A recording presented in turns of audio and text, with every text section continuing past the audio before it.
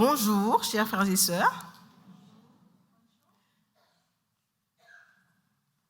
Si vous êtes content d'être ici, dites Amen. Amen. Si vous êtes content de me voir, dites Amen. Je suis très heureuse d'être devant vous ce matin, de vous voir, de voir les visages rayonnants, souriants. Vraiment que Dieu nous accompagne. Aujourd'hui, c'est une journée spéciale MIFEM. Alors, pour ceux qui ne savent pas, MIFEM, c'est le ministère de la femme. Et c'est une journée spéciale au niveau fédéral. Et la fédération a mis sur place cette journée, une journée, on va dire, de sensibilisation qui s'appelle « End It Now ».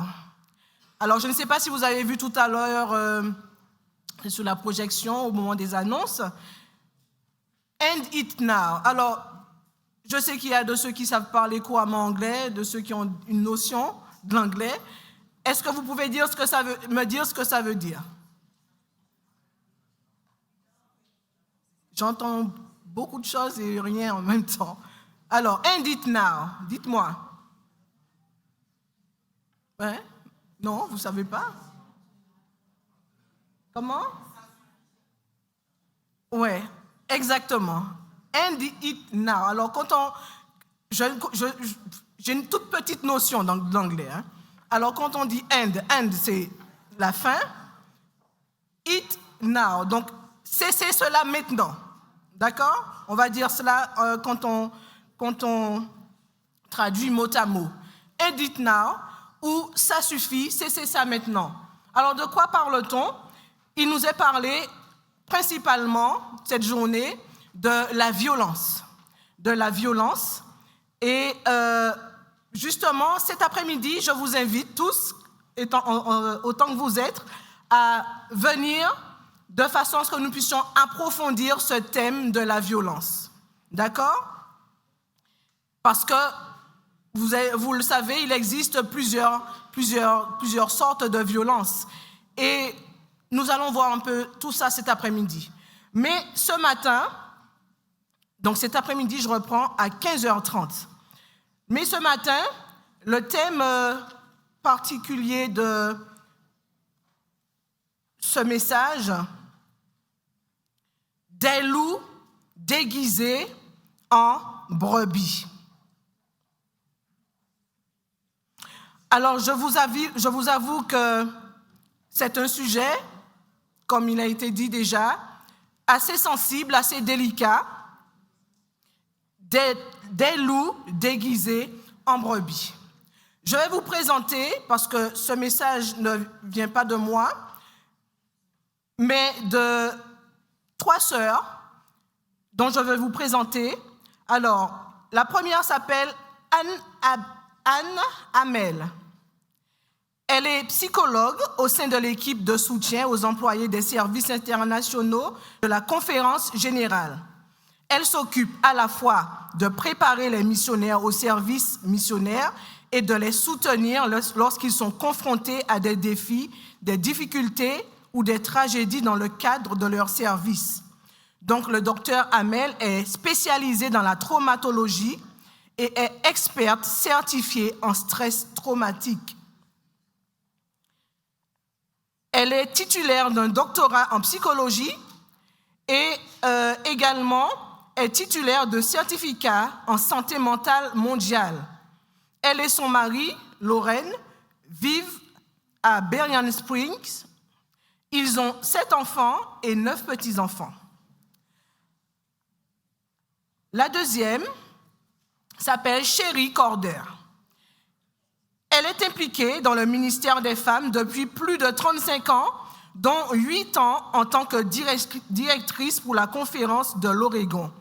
Et elle a également été directrice de conférences pour les ministères de la famille, de la santé, de l'enfance et des services communautaires adventistes. Elle a eu aussi l'occasion de prendre la parole lors de nombreuses retraites pour femmes, dans des séminaires, de réunions, des camps de conférences sur les abus et d'une série d'évangélisations dans une petite église du Costa Rica.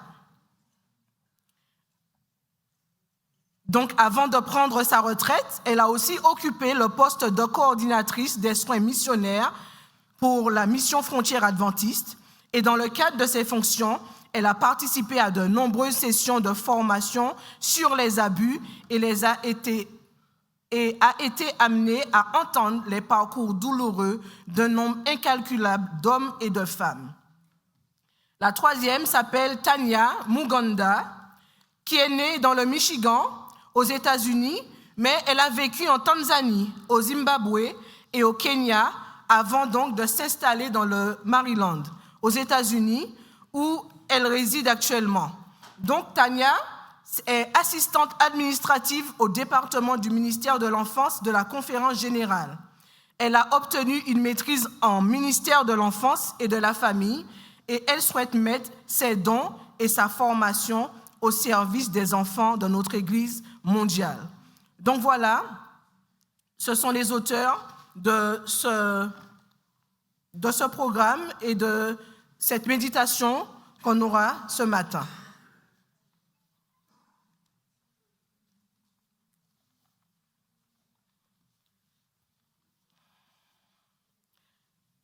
Alors, je vous ai dit le titre. Est-ce que vous vous rappelez du titre? Alors, s'il vous plaît. Alors, le thème principal de la journée, en fait, c'est une journée de sensibilisation qui s'appelle « End It Now », mais le thème précis de ce message, des loups déguisés en agneaux, des loups déguisés, oui, en brebis, ou en agneaux, on va dire. Alors, je vous demande de prendre avec moi Matthieu 7, verset 15. Matthieu 7, verset 15.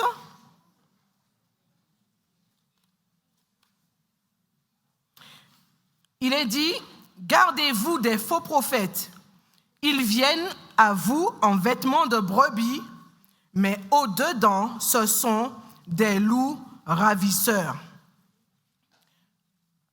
Alors, vous savez, il y a dans le Nouveau et dans l'Ancien Testament des textes qui comparent l'Église à un troupeau de brebis.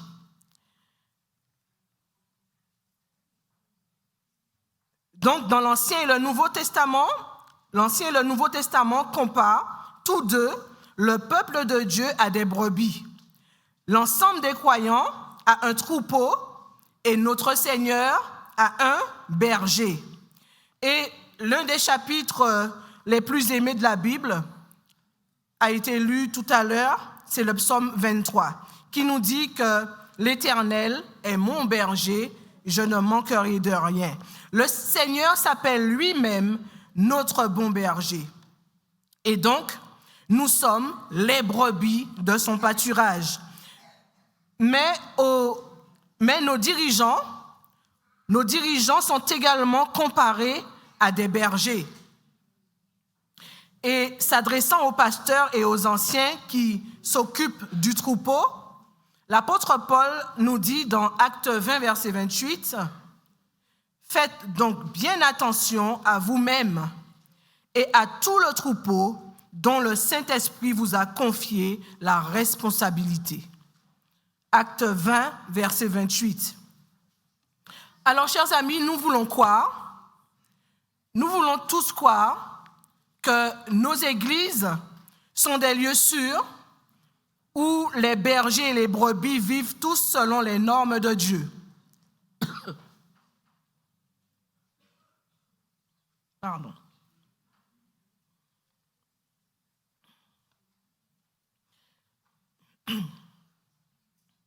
Malheureusement,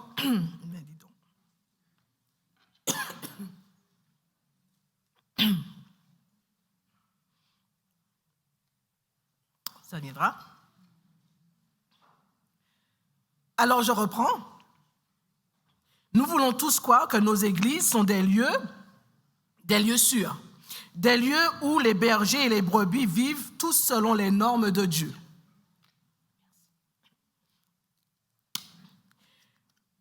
Mais on va dire malheureusement, nous savons tous que ce n'est pas le cas.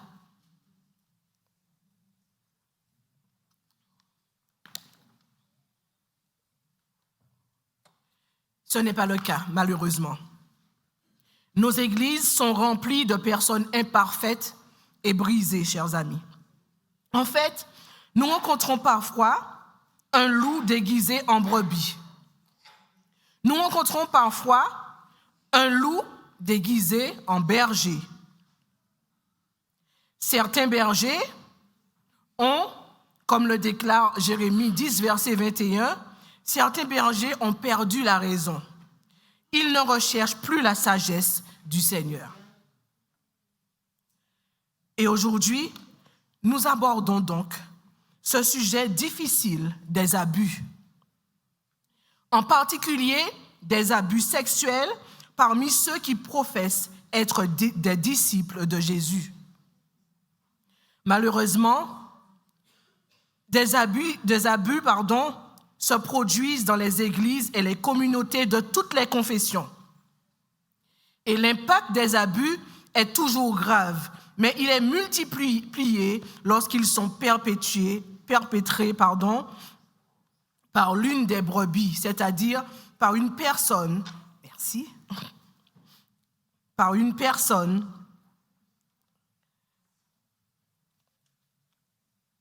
faites-moi un coucou, vous êtes avec moi, vous me soutenez, ça me fait chaud au cœur. Alors, je reprends. L'impact des abus est toujours grave, mais il est multiplié lorsqu'ils sont perpétrés par l'une des brebis, c'est-à-dire par une personne qui prétend être un disciple de Jésus. Il est encore plus dommageable lorsqu'il est le fait d'un berger du troupeau, d'un responsable, d'un enseignant ou d'un pasteur. Alors, vous me direz, comment donc des choses aussi hideuses que les abus peuvent-elles se produire dans notre Église, dans les églises? Si vous regardez une congrégation typique, on dira que tout le monde semble gentil. Presque tout le monde a été baptisé. Nous prêchons tous l'évangile éternel. Donc, comment les problèmes et la douleur des abus peuvent-ils exister dans notre Église?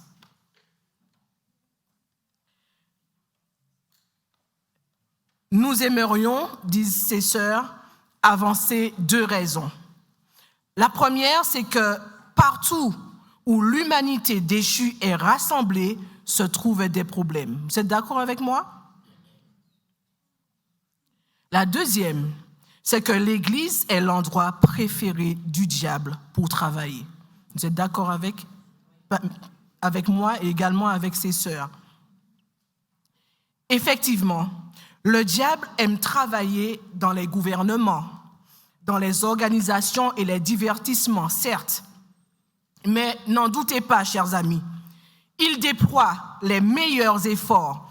Il déploie les efforts les plus intenses pour semer la zizanie dans l'Église, tant au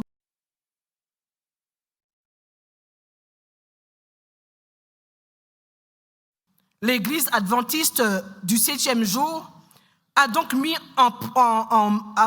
pris des mesures décisives, en particulier au cours des 2 dernières décennies, non seulement pour parler de ces questions, mais aussi pour aider à assurer la sécurité de nos enfants et de nos membres au niveau mondial.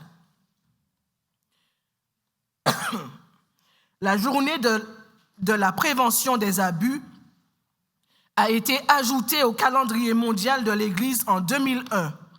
Et en 2009, l'initiative a été élargie sous le nom d'End It Now. Donc des ressources axées sur un aspect de la maltraitance sont mises à la disposition de nos églises dans le monde entier à l'occasion de cette journée d'End It Now.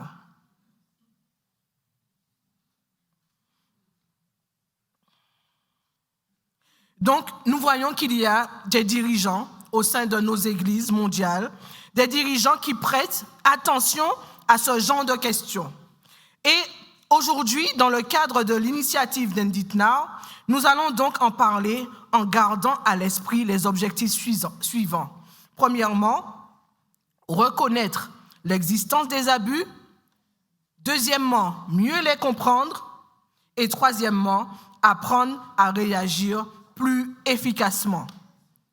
Donc, accepter le fait que cela se produit est la première étape qui nous permettra de rendre nos communautés de foi encore plus sûres. Je vous invite juste à incliner la tête et on va prier.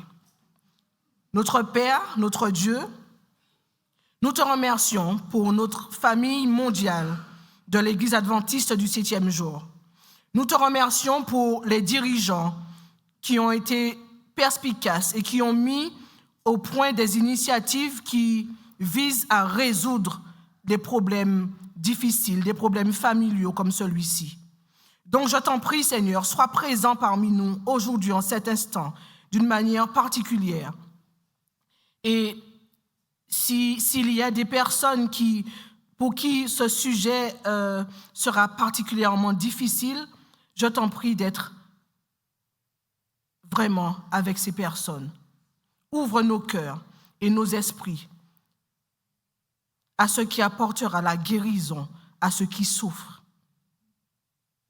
Nous t'en prions au nom de Jésus. Amen. Alors nous allons commencer par définir la maltraitance. Bien souvent, nous pensons que la maltraitance, en fait, c'est, on va dire qu'un agresseur ou un étranger passe par une fenêtre, rentre dans une maison, vous savez, tout ce qu'on entend dans les infos tous les jours, ou quelqu'un qui s'approche d'une personne dans une ruelle sombre, qui lui fait du mal. Cependant, la plupart des abus commis sur des enfants particulièrement sont le fait de quelqu'un que l'enfant connaît et aime. Généralement, quelqu'un en qui cet enfant a confiance et dont il dépend. Il s'agit souvent d'un membre de la famille. Il peut également s'agir d'un ami proche ou d'un voisin, car sachez que 91% des abus sexuels commis pendant l'enfance sont le fait d'une personne que l'enfant et sa famille connaissent et en qui ils ont confiance. L'Église, donc, est connue comme le corps du Christ et la famille de Dieu. Tout comme les abus sexuels se produisent au sein des familles, ils se produisent également dans les communautés de foi. Où allons-nous trouver des personnes que nous connaissons et en qui nous avons confiance? Où allons-nous trouver un endroit où laisser tomber nos protections? Dans nos familles et également dans nos églises. Les abus sexuels ne sont pas suffisamment signalés et les définitions des abus varient d'un État à l'autre, d'un pays à l'autre, de sorte que nous ne disposons pas de chiffres précis sur les taux d'abus, mais on estime qu'environ 1 garçon sur 10 et 1 fille sur 5 seront victimes d'abus sexuels dans leur enfance. Même si nous n'aimons pas le reconnaître, des études menées au sein de nos églises montrent des statistiques similaires. Et pour nous aider à examiner cette question, nous verrons 7 exemples réels d'abus au sein de notre communauté de foi, l'Église adventiste du 7e jour. Nous reviendrons ensuite sur chaque exemple au fur et à mesure. Alors, le premier exemple, il s'agit de Daniel. Daniel a eu le béguin pour son professeur de musique au collège et a commencé à flirter avec lui. Il était ravi d'accepter ce qu'elle lui proposait. Elle aussi pensait que c'était de l'amour. Mais même si c'est elle qui l'a initié, il s'agissait là aussi de maltraitance. Nous avons l'exemple de Matt. Matt avait des difficultés en mathématiques en 5e. Son professeur l'a invité à rester après les cours pour qu'elle puisse lui donner des cours particuliers et ce faisant, lui a appris de nouvelles façons de s'amuser. Au début, il en a pris plein les yeux, mais c'était de la maltraitance. David aussi. David était ravi d'être loin de chez lui et d'être dans le dortoir pour la première fois. Mais il n'était pas facile de trouver un équilibre entre les études et toutes ces nouvelles libertés sociales. Son conseiller lui a proposé de l'emmener à la salle de sport locale, juste tous les deux, pour que David puisse faire de l'exercice et qu'il puisse parler. David s'est senti bizarre lorsque le conseiller l'a rejoint sous la douche et a réalisé plus tard qu'il s'agissait de voyeurisme. Ce n'était pas du ministère. Et même s'il n'a pas posé la main sur David, c'était de la maltraitance. Et Amanda, elle, avait terminé ses études secondaires et avait entièrement consacré sa vie au Seigneur. Elle souhaitait ardemment faire une différence dans le monde et avoir une famille plus saine que celle dans laquelle elle avait grandi. Son pasteur a revendiqué un rôle paternel dans sa vie et, voyant son potentiel, l'a encadré dans plusieurs domaines de ministère efficaces. En fin de compte, il l'a conseillée sur la manière d'être une bonne épouse. Au départ, elle pensait que c'était utile, mais c'était de l'abus. Chers amis, ce sont des histoires difficiles à entendre, n'est-ce pas? Alors, mais ce n'est pas terminé. L'exemple de Brenda. Brenda était malheureuse dans son mariage. Son mari la méprisait et la faisait se sentir inadéquate et inutile, voire invisible de multiples façons. Lorsqu'il a divorcé, elle a demandé de l'aide à son pasteur. Il l'a aidée à se sentir valorisée, belle et vivante. À la fin de chaque séance de conseil, il prenait ses mains dans les siennes pour prier. Et puis un jour, il en a pris davantage. Elle pensait que c'était de l'amour, mais c'était de l'abus. Il y a aussi l'exemple de Suzanne. Suzanne était une mère célibataire, récemment divorcée, qui s'était installée dans une communauté adventiste pour trouver le soutien que ne lui offrait pas sa propre famille non chrétienne. À l'église, elle a rencontré un chrétien adventiste, spirituellement engagé, qu'elle respectait. Bientôt, ils sortirent ensemble et elle crut que Dieu l'avait fait entrer dans sa vie. Elle faisait confiance à ce qu'elle pensait être son expérience religieuse supérieure. De sorte que Suzanne croyait que l'aspect physique de leur relation reflétait son engagement envers elle et leur avenir ensemble. Elle s'est sentie trahie par lui et par Dieu lorsqu'il a décidé que leur relation ne lui convenait pas. En profitant d'elle comme il l'a fait, il a abusé d'elle. Donc, nous reviendrons sur chacune de ces histoires au fur et à mesure, chers amis.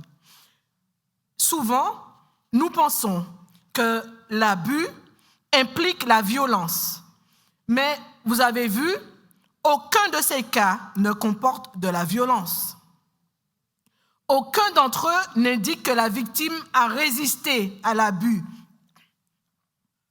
et qu'elle a cherché de l'aide. Au moment des faits, aucune d'entre elles n'a même reconnu qu'il s'agissait d'un abus. Pourtant, en raison de la différence de pouvoir qui existait dans chaque cas et de l'incapacité à donner un consentement valable, chacune a été violée. Donc, on va dire qu'il y a de l'abus lorsqu'une personne utilise son pouvoir ou son influence pour profiter d'une personne vulnérable. Le pouvoir et l'influence auraient pu être utilisés pour bénir l'autre personne, mais ils ont été utilisés pour un plaisir égoïste.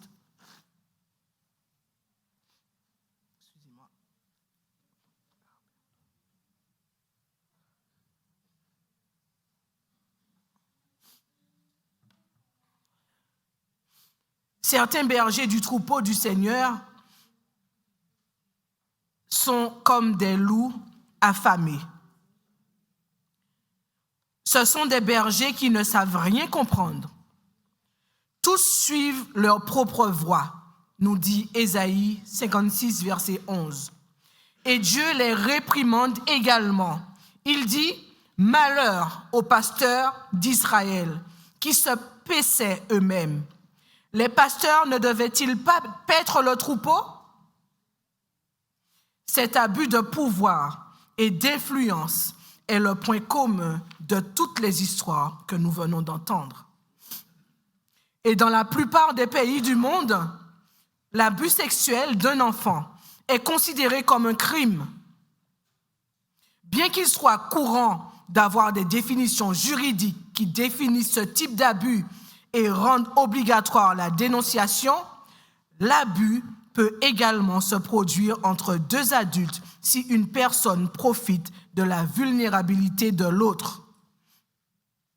C'est peut-être une idée nouvelle pour nous, mais en tant que chrétiens, la barre que nous plaçons dans la définition de la maltraitance devait être plus haute que celle fixée par le monde, tout comme Jésus a placé la barre plus haut pour l'adultère et le divorce dans les pratiques juives de son époque. Donc, quel est l'impact? Quel est l'impact des abus sexuels? Parfois, on entend dire aux victimes d'abus, tu sais, ce n'est pas comme s'ils t'avaient fait du mal, hein? Tu n'es pas toute noire ou toute bleue dans l'affaire. En fait, avoue, tu as aimé ça. Alors de quoi tu te plains? Tu vas bien. Allez, oublie ça. Mes chers amis, sachez que les victimes reçoivent des marques noires et bleues sur l'âme. Et il s'avère sur presque tous les aspects de l'avenir de la personne, y compris la santé. Et les recherches montrent que tous les types de maltraitance dans l'enfance sont susceptibles d'endommager le cerveau en développement de l'enfant, le prédisposant à des problèmes de santé mentale et physique tout au long de sa vie et augmentant également les risques de problèmes de toutes sortes, des problèmes sociaux, des problèmes émotionnels, comportementaux et scolaires. La maltraitance augmente la probabilité de comportements addictifs chez les adolescents ainsi que de comportements à haut risque. Elle augmente également les risques d'une grande variété de problèmes professionnels, juridiques, financiers et sociaux, et même le développement de maladies chroniques telles que les maladies cardiaques et le diabète. Donc, est-ce que vous voyez un petit peu jusqu'où ça peut aller, l'impact de l'abus, des abus sexuels sur la vie d'un être humain? Le secret de l'abus crée un sentiment d'isolement et de déconnexion des autres qui interfère avec le développement social et émotionnel normal. Les abus sexuels sont particulièrement préjudiciables au cœur même de l'identité d'une personne. Lorsqu'ils sont subis pendant l'enfance, ils augmentent les risques de dépression, d'anxiété et d'autres problèmes de santé mentale à l'âge adulte. Et lorsqu'un enfant ou un adulte est victime d'un abus sexuel, il en résulte un niveau de honte et de culpabilité, accompagné de sentiments de dévalorisation que certains, s'ils ne reçoivent pas de l'aide, ne parviennent jamais à surmonter. Donc nous voyons que lorsque l'abus est perpétré par un chrétien, le dommage est d'autant plus grand qu'il s'accompagne d'un abus spirituel. Les traumatismes et les abus amènent toujours à remettre en question sa foi ou son système de croyance. Mais les abus sexuels perpétrés par une personne en position d'autorité spirituelle peuvent démolir la foi. Et Paul écrit, « Toi, demeure dans les choses que tu as apprises et reconnues certaines, sachant de qui tu les as apprises. » Cela se trouve dans 2 Timothée 3, verset 14. Quel est donc l'effet sur votre foi lorsqu'il s'avère que vous n'avez pas pu faire confiance à ceux qui vous ont enseigné? 2 facteurs donc déterminent l'impact sur la victime. Premièrement, l'impact d'un abus sur une personne est déterminé dans une large mesure par le niveau de stabilité émotionnelle et sociale de la victime avant l'abus. Malheureusement, ce sont souvent les personnes vulnérables et qui manquent de stabilité émotionnelle et sociale dans leur vie, qui sont les premières cibles des abus. Par exemple, nous savons que les enfants handicapés sont plus souvent victimes de maltraitance que les autres enfants. Les personnes vulnérables sont par définition plus démunies, moins susceptibles de parler et moins susceptibles d'être crues si elles le font. L'une des choses les plus importantes que les églises puissent faire pour se prémunir contre les abus est de soutenir et de renforcer les familles. Les familles monoparentales sont particulièrement vulnérables. Par exemple, l'histoire de Matt, lui, était vulnérable aux yeux de son professeur en raison des circonstances du divorce de ses parents. Sa mère soupçonnait que quelque chose n'allait pas entre Matt et son professeur, mais en tant que mère célibataire dans une nouvelle ville, elle craignait de compromettre son emploi à l'église et de causer encore plus de traumatisme à ses enfants si elle essayait de dénoncer ce professeur. Matt est resté donc silencieux et a essayé de se comporter comme si tout allait bien.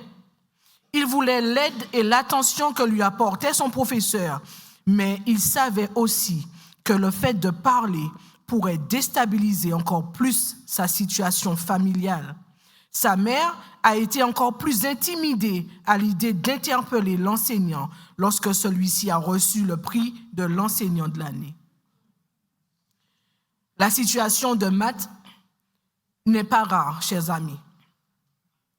Il est très difficile, voire impossible, pour un seul parent de répondre à tous les besoins émotionnels et sociaux de ses enfants, ce qui rend ces derniers vulnérables à l'attention que leur portent les autres. De nombreux parents sont reconnaissants d'avoir des personnes, en particulier au sein de l'Église, qui sont prêtes à les aider, à s'occuper de leurs enfants et à les soutenir. Et lorsqu'un système familial est fragile, les parents ont tendance à négliger les signes indiquant que quelque chose ne va pas. Le deuxième facteur, l'impact de la maltraitance est également déterminé par la réaction des adultes ou des personnes en position d'autorité ou d'influence lorsque la maltraitance est signalée. Il est souvent très difficile pour une victime d'en parler à qui que ce soit en raison des sentiments de culpabilité et de honte qu'elle éprouve. Nombre d'entre elles ne se sentent pas victimes, mais estiment être responsables de ce qui s'est passé et craignent de se dénoncer elles-mêmes si elles parlent. C'est particulièrement vrai si l'auteur de l'infraction a rendu l'expérience agréable ou excitante. Si une victime n'est pas crue ou si les détails de son histoire sont contestés ou remis en question, l'impact de l'abus s'intensifie. Non seulement la victime se sent déjà violée, mais elle se sent maintenant en danger et également sans protection. Les victimes sont parfois blâmées pour ce qui s'est passé. Même les jeunes enfants, en particulier ceux qui sont en manque affectif, sont parfois accusés d'être séduisants. Malheureusement, chers frères et sœurs, cela arrive bien plus souvent qu'on ne l'imagine, surtout lorsque l'auteur est en position de pouvoir et d'influence au sein de la communauté. Oui, non seulement au sein de la communauté, mais nous entendons dans les informations tous les jours des abus sexuels faits par justement des gens qui sont en position de pouvoir, on va dire. Les gens ont du mal à croire les informations négatives concernant une personne qu'ils respectent et admirent.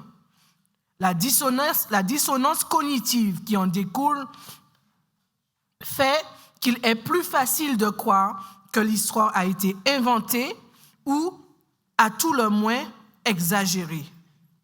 C'est l'une des raisons pour lesquelles de nombreuses victimes ne parlent jamais. En plus de leur honte, elles craignent de ne pas être crues. Quelles sont les réactions aux révélations d'abus? Nous avons vu l'exemple de Sarah. Sarah a connu 2 réactions très différentes.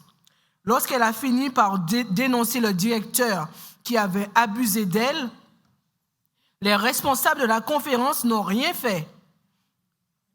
Ils ont seulement dit, il l'admet, il est honnête.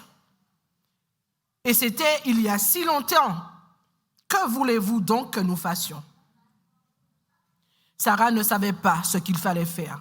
Mais leur décision de le garder comme directeur de l'école était un nuage sombre au-dessus d'elle.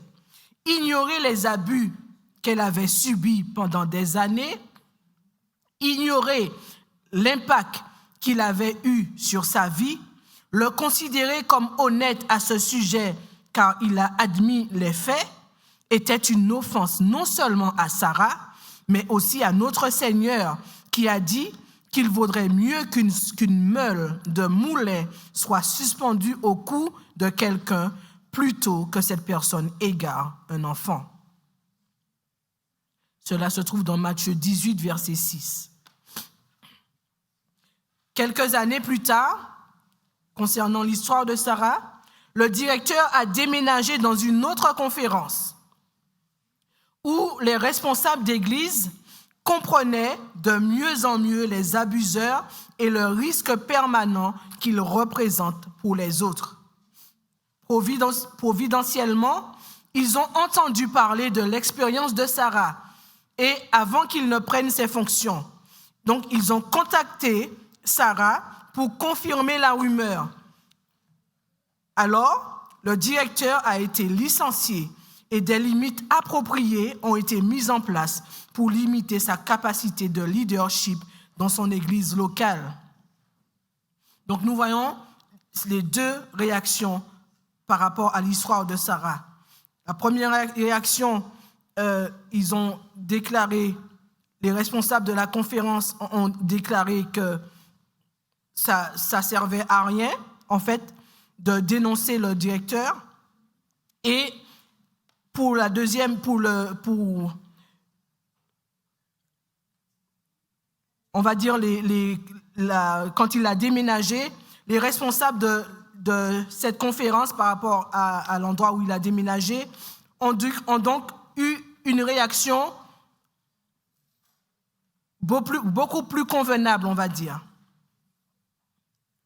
C'était extraordinaire donc pour Sarah, mais ce n'était pas tout. Le président de la conférence l'a appelée pour la remercier de son aide dans la gestion de cet agresseur. Sarah est restée stupéfaite. De plus, Au nom de l'Église, il s'est excusé pour ce qu'un employé de l'Église lui avait fait et pour ce que l'Église n'avait pas fait lorsqu'elle l'avait dénoncé pour la première fois. Et ses excuses et la justice des limites imposées à son agresseur ont apporté une belle guérison à Sarah. Parfois, surtout lorsque la victime nous est relativement inconnue, il est facile de la blâmer. C'est peut-être sa façon de s'habiller ou d'agir qui en est la cause. On entend souvent dire, mais elle a bien dû faire quelque chose pour faire tomber ce brave homme. Parfois, la victime a effectivement agi de manière séduisante. Si nous prenons l'exemple de Daniel, Daniel avait le béguin pour son professeur de musique et qui l'a poursuivi.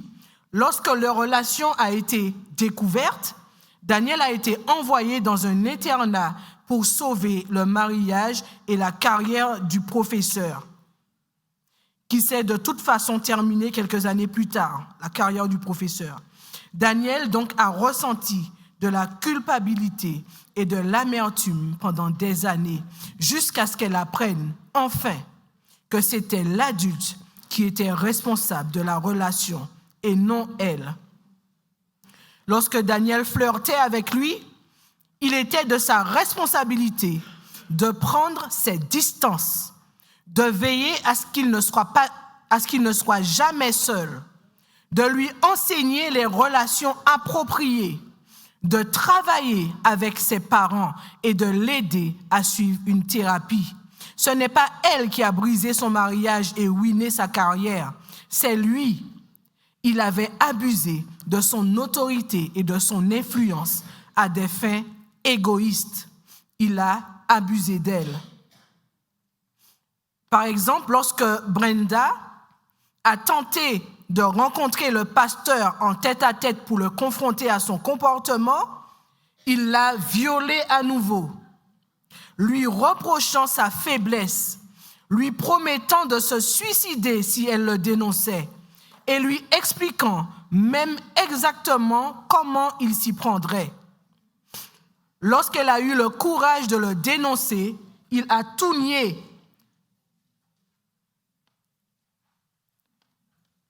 Il a tout nié, a nié qu'il la connaissait et a affirmé que ses plaintes ne pouvaient être prises au sérieux. On a découvert que ce pasteur avait abusé de plusieurs femmes, chacune pensant, comme Brenda, qu'elle était l'amour de sa vie. Heureusement, malgré les objections véhémentes de nombreux membres de la congrégation, la conférence l'a retiré du ministère et son ordination a été révoquée. Il y a des plans d'action qui ont été mis en place. Il faut mettre en place des plans de sécurité et d'action chaque fois qu'une accusation est portée contre un membre de l'Église. Cela protège toutes les personnes impliquées, y compris l'auteur de l'infraction. Si je vous disais le nombre moyen de victimes d'un agresseur avant qu'il ne soit tenu pour responsable, vous ne me croiriez pas. Cela donne donc à réfléchir.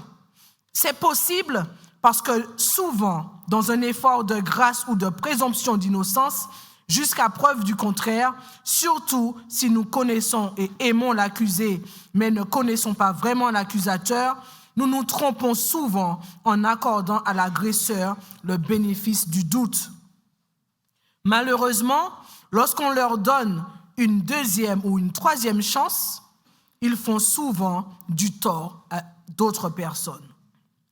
Et c'est ce qui s'est passé dans l'expérience de David. David s'est senti bizarre lorsque son conseiller est entré dans la douche avec lui à la salle de sport. Et il a rapidement appris que les étudiants et les professeurs savaient que cet homme avait un problème de voyeurisme. Chaque fois qu'une accusation d'abus est portée contre un employé de l'Église ou même un responsable bénévole de votre Église, ou de votre école, il est impératif de contacter immédiatement le bureau de gestion des risques adventistes de votre conférence. Si la personne est un employé de l'Église, elle sera probablement mise en congé administratif pendant la durée de l'enquête. Si la personne n'est pas un employé de l'Église, mais qu'elle est impliquée dans votre Église ou votre école, le bureau adventiste de gestion des risques vous conseillera probablement de mettre en pause les ministères de la personne et vous guidera tout au long de ce processus. Si les accusations sont jugées crédibles, quel que soit le niveau d'influence de cette personne dans l'Église ou la communauté, quel que soit l'amour que tout le monde lui porte, elle devra être démise de ses fonctions de responsabilité ou d'influence au sein de l'Église.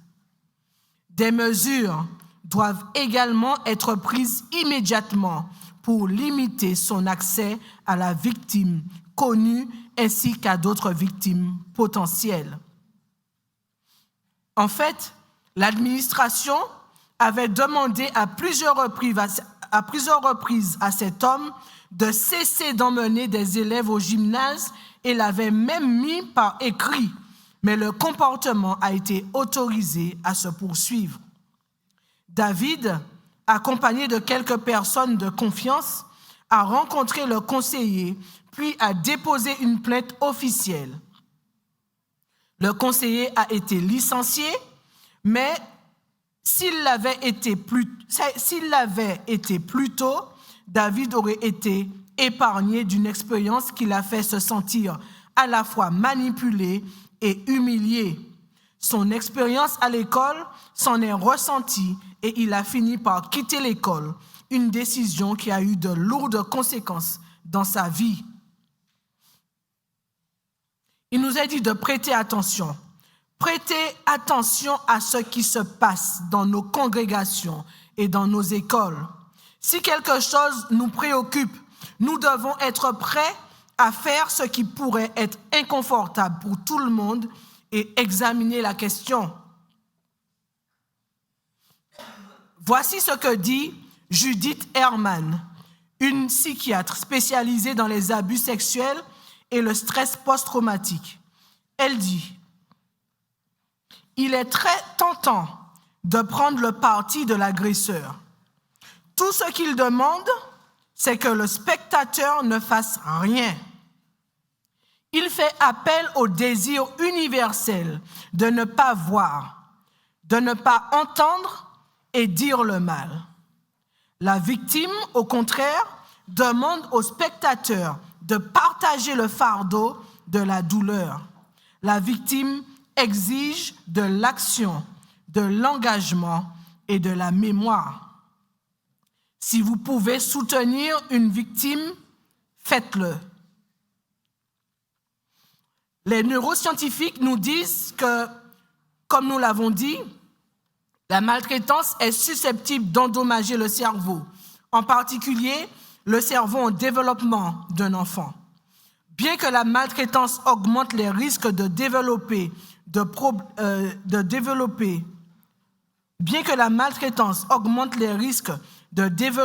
problèmes de santé mentale et physique, nous avons une bonne nouvelle. Ces problèmes ne sont pas incurables. Et chers amis, tout comme Dieu a créé notre corps pour qu'il guérisse des blessures et des maladies, il a également créé le cerveau et l'esprit pour qu'ils guérissent. En fait, les traumatologues nous disent que l'impact à long terme d'un abus dépend moins du type et de la gravité de l'abus que du niveau de soins que l'on reçoit à la suite de l'abus. Et en tant que corps du Christ et communauté de croyants, on va dire que c'est une bonne nouvelle. Il est important que nous sachions que la manière dont nous répondons à la fois à l'abusé et à l'abuseur fera une énorme différence dans le niveau de guérison que chacun connaîtra. Donc, notre réaction est importante. La chose la plus importante que nous puissions faire lorsqu'une personne a été maltraitée est d'écouter attentivement son histoire.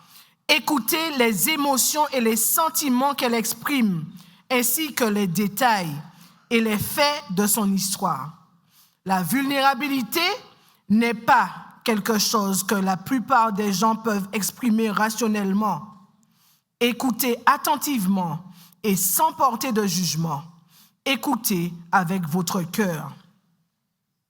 Et ça, il n'est pas donné à tout le monde de le faire. Écoutez attentivement sans porter de jugement. On va appeler ça l'empathie. L'empathie, en fait, nous permet de voir les choses du point de vue d'autrui plutôt que du nôtre. C'est la reconnaissance et la compréhension des sentiments et des émotions d'un autre individu. Donc, écoutez attentivement et sans porter de jugement, chers amis. Qu'en est-il du pardon à un agresseur? Comme nous le savons tous,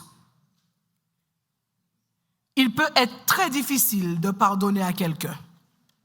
L'une des raisons en est que nous ne savons souvent pas ce que cela signifie.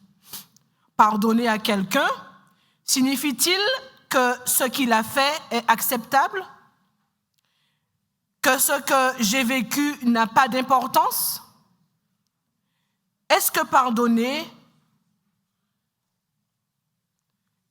implique le fait que je vais poursuivre ma relation avec cette personne comme si rien ne s'était passé, qu'il me reste toute cette douleur et cette souffrance, mais qu'il n'a pas à subir les conséquences? Comment suis-je censé pardonner à quelqu'un qui ne me présente pas d'excuses sérieuses? Comment puis-je censé pardonner à quelqu'un qui n'admet pas avoir fait quelque chose de mal ou qui n'admet même pas avoir fait quoi que ce soit? Le dictionnaire donne plus d'une définition du mot pardonner. Et lorsque nous utilisons le mot pardonner ici, nous voulons simplement dire renoncer à l'amertume. Par conséquent, la réponse à toutes les questions dites au-dessus est non. Pardonner à quelqu'un ne signifie pas que ce qu'il a fait est acceptable ou que cela n'a pas d'importance, ou que je dois continuer ma relation avec lui comme si rien ne s'était passé, ou qu'il n'a pas à faire face à ses conséquences. Le pardon nomme le mal comme tel. Le pardon ne consiste pas à ignorer le mal, chers amis, ce qui envoie le message que l'abus est acceptable ou qu'il n'avait pas d'importance. Le pardon permet d'évacuer les émotions débilitantes sans permettre à l'auteur de l'abus de continuer à exercer son pouvoir sur vous. C'est prendre le contrôle de son cœur et de son esprit et aller de l'avant.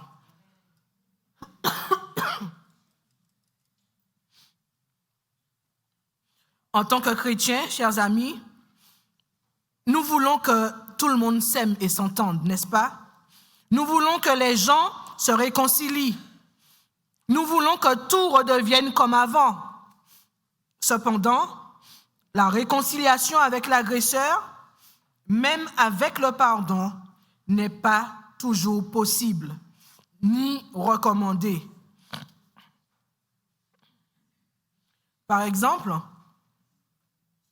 une fois, Amanda mariée, le pasteur qui lui avait enseigné comment être une bonne épouse voulait qu'Amanda et son mari lui pardonnent et qu'ils continuent à être amis avec lui et sa famille.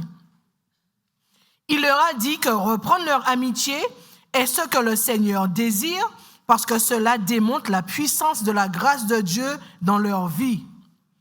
Vulnérable à ces suggestions, Amanda et son mari ont essayé pendant un certain temps, mais le pasteur ne s'est pas comporté de manière appropriée envers eux et ils ont finalement dû couper tous les liens avec lui et sa famille. Donc nous voyons là par rapport à l'exemple d'Amanda que bien souvent nous avons une décision à prendre. Et il est même dit qu'il n'est pas toujours possible ni recommandé d'avoir une relation, comme on va dire, d'avoir une réconciliation avec l'agresseur. C'est sûr que s'ils avaient une relation amicale au préalable, avant tout cela, cette relation ne peut pas être toujours amicale. Un exemple d'abus dans les Écritures est celui du roi David et de Bathsheba. Et nous trouvons cette histoire dans le livre de 2 Rois 11 et 12. La différence de pouvoir entre David et Bathsheba, ainsi qu'entre David et Uri, son mari, a joué un rôle important dans cette histoire. Lorsque le roi a demandé à Bathsheba de venir le voir, elle a obéi. David a abusé de son pouvoir et de son autorité légitime et donnée par Dieu pour son bénéfice personnel. Puis, il a utilisé ce même pouvoir et cette même autorité pour tenter de dissimuler ce qu'il s'était passé. Dieu avait quelque chose à dire à David à propos de ce qu'il avait fait. Et bien que David se soit repenti et qu'il ait été pardonné, il en a payé le prix fort pour le reste de sa vie. Une autre référence à l'abus concerne les fils d'Élie, Ophni et Phinehas, qui, en tant que prêtres, profitaient des jeunes femmes qui assistaient à l'entrée du tabernacle. Cette histoire se trouve dans le livre de 1 Samuel 2. Et nous voyons donc que c'est une histoire tragique que ces femmes ont dû vivre parce qu'elles étaient vulnérables. Et quelle fin tragique également pour ces deux prêtres, Ophni et Phinehas.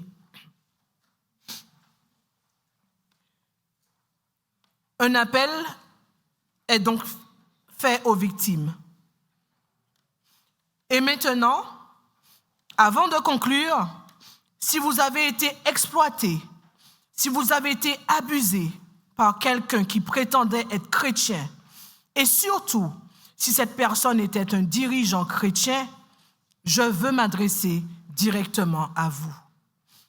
Qu'il s'agisse d'une seule fois ou d'innombrables fois, sur une période de plusieurs années, que vous ayez eu un ou plusieurs abuseurs, personne d'autre que Dieu ne comprend pleinement ce que cela a signifié dans votre vie, chers amis.